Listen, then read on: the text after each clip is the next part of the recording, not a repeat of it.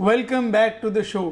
अच्छा, अब हुआ ये है कि चूंकि हम प्रोग्राम तो कर रहे हैं basically from a channel that is primarily Sindhi, लेकिन हम चूंकि पंजाब को अपना बड़ा भाई समझते हैं और हमारा बड़ा भाई है भी, हम एक फेडरेशन में हैं, तो मेरा मानना ये है कि कोई भी सूबा जो होता है वो उसके अंदर जो इवेंट्स होते हैं वो दूसरे सूबे को इफ़ेक्ट करते हैं। जब आप एक घर में रहते हैं चार भाई मिलके, एक भाई को कुछ होता है तो दूसरे भाई पे भी इफ़ेक्ट होता है। तो एक कॉन्स्टिट्यूशनल क्राइसिस जो है वो पंजाब के अंदर इस वक्त चल रहा है, और उमर सरफराज चीमा साहब जो हैं, वो मैं उनकी कल की रिकॉर्डिंग देख रहा था, वो ये कहते हैं जी कि मैं अभी भी गवर्नर हूँ, मैं उस्मान बुज़दार नहीं हूँ, और मैं जो हूँ गवर्नर हाउस में जाके बैठ जाऊँगा, पहुँच जाऊँगा और गवर्नर हाउस का चार्ज संभाल लूँगा। अब मसला ये है कि या तो वो अगर वो समझते हैं कि उनका जो रिमूवल है वो गैर आइनी है या वो गैर कानूनी है, तो उनके पास रेमेडी मौजूद है। आर्टिकल 199 के तहत वो ऑनरेबल हाई कोर्ट जा सकते हैं, लाहौर हाई कोर्ट में। इशू ये है कि लाहौर हाई कोर्ट के जिन जज साहब ने उन्हें एक फ़ैसला दिया था हमजा शहबाज के ओथ के ऊपर, उन्होंने कहा मैं उस जज के ऊपर भी रेफरेंस फाइल करूंगा, और उन्होंने कोर्ट्स को बरमला तरीके से कोर्ट्स को अटैक करना शुरू कर दिया। उसके बाद उन्होंने आर्मी चीफ को ख़त लिखा और उन्होंने कहा कि मेरे पास एक सूबेदार और 4 सिपाही हों तो मैं हमजा शहबाज शरीफ को, चूँकि वो जाली वज़ीर आला है, उसको अरेस्ट करके मैं बाहर निकाल दूँगा। अब हुआ ये है कि मैं सिर्फ चूँकि चंद मेरे स्टूडेंट्स थे, उनका ये सवाल था कि क्या Umar Sarfaraz Cheema is still the governor और नॉट, और उसके अंदर सोशल मीडिया के ऊपर जब मैंने कमेंट किया तो मुझसे ये सवाल पूछा गया specifically in relation to constitutional principles.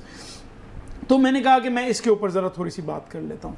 और पहला पॉइंट तो देखिए जी ये है कि गवर्नर का अपॉइंटमेंट और रिमूवल जो है that is on the prerogative of the federal government and on the prerogative of the prime minister. चूँकि प्राइम मिनिस्टर अपने इख्तियारात खुद भी इस्तेमाल कर सकता है और कैबिनेट के ज़रिए भी इस्तेमाल कर सकता है। ये आर्टिकल 91 आर्टिकल 90 की कंबाइंड रीडिंग है। तो अब चूँकि अपॉइंटमेंट का इख्तियार वज़ीर आज़म के पास है, तो कॉन्स्टिट्यूशनल लॉ का आपको पता है एक प्रिंसिपल है that the power to appoint always includes the power to remove, और जहाँ पे अपॉइंटमेंट की पावर दी गई है वहाँ रिमूवल की भी दी गई है। वहीं पे कॉन्स्टिट्यूशन के अंदर ये भी है that all acts are to be taken in the name of the president, और प्रेसिडेंट ने जो भी फेडरेशन का काम होगा, इवन सुप्रीम कोर्ट का जो जज है वो भी प्रेसिडेंट अपॉइंट करता है, चीफ जस्टिस है वो भी प्रेसिडेंट अपॉइंट करता है, लेकिन कोई मर्जी नहीं है प्रेसिडेंट की। जो सीनियर मोस्ट जज है वो चीफ जस्टिस होता है, और जिसको जुडिशल कमीशन जो है वो अप्रूव करता है वो सुप्रीम कोर्ट का जज भी बनता है, वो हाई कोर्ट का जज भी बनता है। यही मामला गवर्नर के साथ भी है कि गवर्नर की अपॉइंटमेंट या रिमूवल कोई प्रेसिडेंट का सॉल प्रेरोगेटिव नहीं है। ये जो प्रेरोगेटिव है ये प्राइम मिनिस्टर का है, फेडरल गवर्नमेंट का है। ज़्यादा से ज़्यादा ये हो सकता है कि आर्टिकल 48 के तहत पहली समरी 15 दिन के अंदर रिकन्सिडर हो सकती है और दूसरी समरी 10 दिन के बाद माननी ही माननी है। और अब असल जो सवाल आता है जो मुझे फेसबुक पे पूछा गया वो ये था कि अगर प्रेसिडेंट 15 प्लस 10 दिन जो हमने फॉर्मूला बताया कि 15 दिन पहली रिकन्सिडरेशन और फिर दूसरी, अगर उसमें नोटिफिकेशन जारी नहीं करता तो रेमेडी क्या है? मैं आपको बता रहा हूँ कि रेमेडी ये है कि वो जो डिपार्टमेंट है कंसर्न वो खुद अपना नोटिफिकेशन जारी कर दे। ये मैं कैसे कह रहा हूँ? ये मैं कह रहा हूँ on the basis of a judgment of the supreme court, मगर आफ्टर 25 डेज। अब सर हुआ क्या कि एक तो हमारी जो कॉन्स्टिट्यूशनल हिस्ट्री है उसको आप उठा के देख लीजिए, तो सारे जो गैर आइनी काम हुए वो इस जंग में हुए कि प्रेसिडेंट वर्सेस प्राइम मिनिस्टर और गवर्नर वर्सेस चीफ मिनिस्टर। इसी वजह से 18वीं तरमीम के अंदर हमने बहुत सी चीज़ें क्लियर भी कर दी। अब यूके के अंदर अनरिटन कॉन्स्टिट्यूशन है, अनकॉडिफाइड कॉन्स्टिट्यूशन है। 300 साल हो गए, आज तक कोई एडवाइस टर्न डाउन नहीं हुई। हमारे यहाँ अभी ये पीटीआई के प्रेसिडेंट साहब आए, एक के बाद दूसरी तीसरी चौथी उमर सरफराज चीमा और आरिफ अलवी, कभी कमर का दर्द हो गया जी, कभी गैर आइनी कह दिया जी, कभी रिपोर्ट तलब कर ली। अब हो ये रहा है बेसिकली कि यही मसला, चूँकि मैं कह रहा हूँ हमारी हिस्ट्री में पहले भी हुआ, तो बहाउद्दीन ज़करिया यूनिवर्सिटी का जो वाइस चांसलर था उसको अपॉइंट किया जी शहबाज शरीफ साहब ने। लतीफ़ खोसा साहब गवर्नर थे, उन्होंने किसी और को अपॉइंट कर दिया, फड्डा पड़ गया दोनों का आपस में, मामला लैंड हुआ सुप्रीम कोर्ट में।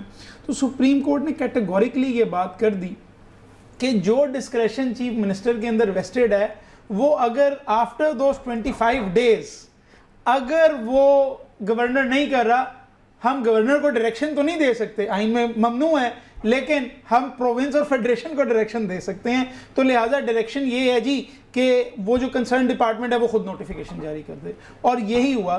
तो जो रिमूवल है उमर सरफराज चीमा का, मैं समझता हूँ वो 100% लीगल है, कॉन्स्टिट्यूशनल है, और मैं आपकी तरफ आ रहा हूँ, वो 100% कॉन्स्टिट्यूशनल है, 100% लीगल है। और अगर उमर सरफराज चीमा, जो ज़ाहिर है कई लोग होते हैं वो कहते हैं मैं नहीं जाऊंगा, नहीं मैं नहीं जाऊंगा, तो अगर वो समझते हैं शायद फोर्स से गवर्नर बना जा सकता है, अगर उनको कोई मसला है तो ऐसा नहीं होगा कि वो 10 लोग लेके जाएंगे, बैठे हुए गवर्नर को थप्पड़ मार के उठाएंगे और खुद जाके कुर्सी पे बैठ जाएंगे और कहेंगे मैं गवर्नर हूँ। जिद से कुछ नहीं होगा, अगर कुछ होगा तो वो कोर्ट से ऑर्डर लेके आना पड़ेगा। तो जाएं और हाई कोर्ट को अप्रोच करें। लेकिन ये जो खाना जंगी वाली चीज़ें हैं कि पंजाब में 2 हुकूमतें हैं, पंजाब में 2 गवर्नर हैं, और जी मैं उस्मान बुज़दार नहीं हूँ, मैं उस गवर्नर को बैठने नहीं दूंगा, गवर्नर हाउस में मैं बैठूंगा, ये सुल्तान राही ना बने। ये सुल्तान राही बनने से एक तो पता ये लगता है कि आपके करैक्टर के अंदर कितने मसाइल मौजूद हैं, नंबर 2 ये पता लगता है कि आप शायद इस सूबे को कोई लिबिया या सीरिया या इराक वाली जगह जैसा कुछ करना चाहते हैं, जहाँ पे 2-2 3-3 कंटेंडर्स होते हैं कि नहीं जी मैं गवर्नर हूँ, दूसरा कहता है मैं गवर्नर हूँ, तीसरा कहता है मैं गवर्नर हूँ। नहीं, गवर्नर वो है जो नोटिफाई हो चुका है। चूंकि वो नोटिफाई हो जाएगा, वो गवर्नर होगा। अगर आपको कोई इशू है उससे, हो सकता है इशू, हो सकता है गैर आईनी हो, हुकूमतें गैर आईनी काम कर देती हैं, go to the high court and get yourself for it. अब आप बताएं कहाँ आप मुतफिक नहीं हैं? देखें जी, तो मैं आपको मुतफिक कर लूँगा। आपको पता है कि आपसे बड़ा सीखने का मिलता है। आपकी बात को हम आगे बढ़ाएं अगर, कि वो जो टाइम पीरियड है वो है 25 डेज़, कि अगर आप मुतफिक नहीं हैं उनकी राय से, तो आप आफ्टर 25 डेज़ जो है वो फिर आप खुद अपना नोटिफिकेशन निकाल सकते हैं। यहाँ पर क्या हुआ, क्या उन्होंने 25 डेज़ वेट किया? कर लिया? नहीं हुआ ना सर। नहीं, 25 डेज कंप्लीट हो गए। नहीं हो गए सर 25 डेज। पहले डे को प्रेसिडेंट ने 25th डे को प्रेसिडेंट ने, जब आखिरी दिन था, यानी कि चूंकि अब और डिले हो नहीं सकता था, पहले तो उन्होंने रिकंसिडरेशन के लिए वापस भेजा। जब वो 10 दिन पूरे हुए तो प्रेसिडेंट ने समरी रिजेक्ट कर दी और अपने रीजन साथ लगा दिए कि मैं इन वजूहात की वजह से आपकी समरी रिजेक्ट कर। अच्छा, आपकी बात मान लेते हैं सर। कहते हैं ना कि जो भी काम करें आप कानूनी करें। आप अभी सरफराज चीमा पे जो है ना, वो तो आप कह रहे हैं कि भाई आप जाके कानून का रास्ता अख्तियार करें और ये करें वो करें। तो क्या PMLN को ये, अगर प्रेसिडेंट ने वो बात नहीं मानी थी आपको, तो क्या आप उनको कानूनी तरीके से नहीं निकालते? अभी आप प्रेस कॉन्फ्रेंस नहीं, ये क्या कानूनी है कि आप उनके पुलिस को बीच में खड़ा कर दें?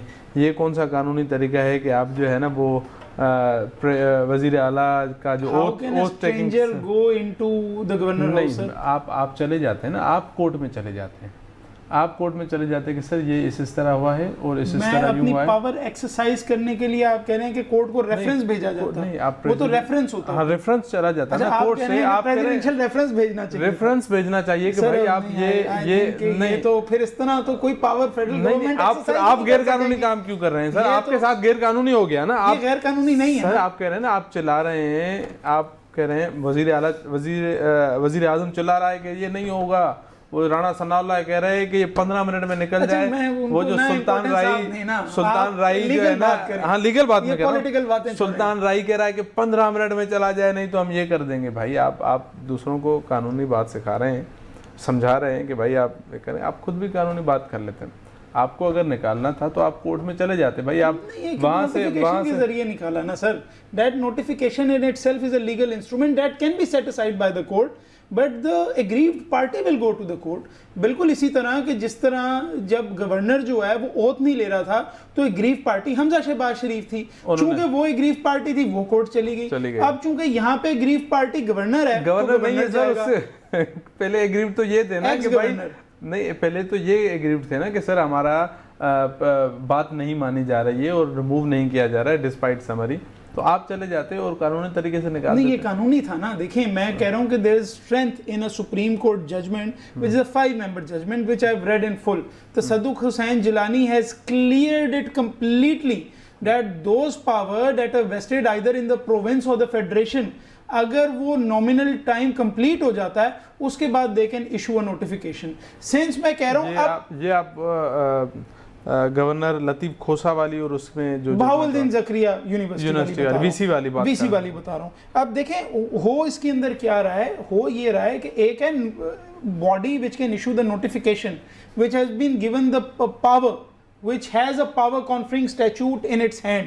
अब वो बेशक सही हो या गलत हो, एग्रीव पार्टी वो होगी जिसके खिलाफ होगा, क्योंकि मैं I am the one exercising administrative power. Before exercising my administrative power according to my relevant factors, मैं पहले कोर्ट में थोड़ी जाऊंगा कि सर मैं ये करूं या नहीं करूं। हाँ, अगर कोई एग्रीव पार्टी है तो वो कोर्ट में जाएगी। जैसे जब ओथ नहीं ले रहे थे तो हमजा शहबाज गया, जिस वक्त असेंबली डिसॉल्व कर दी। शहबाज भी तो आखिर में गया, पहले तो उन्होंने होटल में सबको बुला के और वोटिंग करवा दी। असेंबली डिसॉल्व की, जिस वक्त असेंबली डिसॉल्व की उस वक्त एग्रीव पार्टी ऑपोजिशन थी, वो गई। तो यहाँ पे aggrieved party Umar Sarfaraz, because the federation is on top of the governor, governor federation का नुमाइंदा है, तो बिल्कुल क्लियर है कि गवर्नर को लगाना या हटाना फेडरेशन ने है। अगर आप कह रहे हैं कि फेडरेशन ने कोई गैर आईनी गैर कानूनी काम किया है, then he should have approached the court. Rather what he is doing is he is attacking the courts unjustifiably. He is attacking the honorable courts of Pakistan. Umar Sarfaraz Cheema कैसे सर? मैं आपने शायद उनकी प्रेस कॉन्फ्रेंस नहीं देखी। वो कह रहे हैं ना मैं रेफरेंस फाइल करूंगा, तो रेफरेंस फाइल करना के मना है क्या? बिल्कुल, क्या जज के डिसीजन, आप कानूनदान है, आप मुझे ये बता दें, फिर खत्म हो गया प्रोग्राम, एंड करते हैं। क्या अगर आपको जज का फैसला पसंद ना आए तो आप उसके ऊपर रेफरेंस भेज देंगे? नहीं, जहां पे आपको ज्यादती लगे और ज्यादती के वहां पे भी रेफरेंस नहीं भेजा जा सकता। नहीं, आपके पास proof, you have to appeal.